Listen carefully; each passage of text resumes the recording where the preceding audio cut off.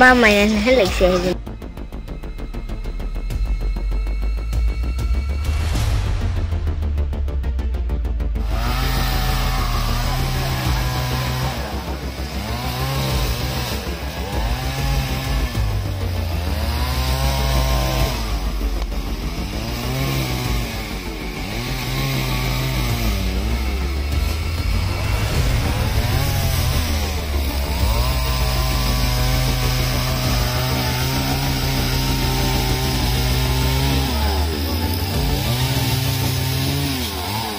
মই তাৰ ভিতৰলৈ সোমাই গৈছো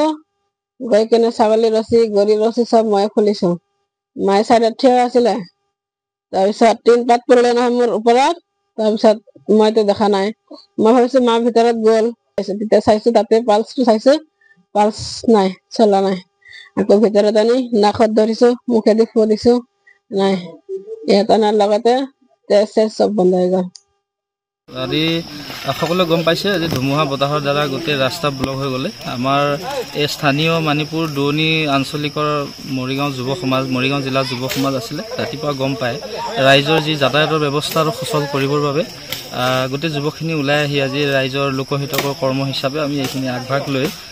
এইখিনি কৰি দিয়া হৈছে আজি সকলো সুবিধাৰ কাৰণে দেখা পাইছে গাড়ী চাড়ীৰ পৰা ৰাতিৰ পৰা ভিৰ লাগি আছে সেইখিনিকে আমি লক্ষ্য কৰি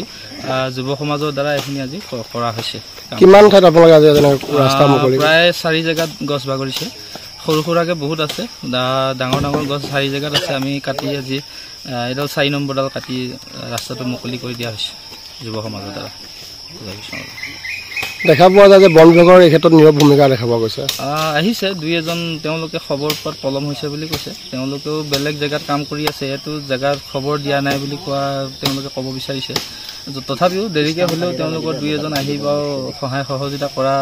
দেৰিকে আহি হ'লেও সহায় কৰিছে আৰু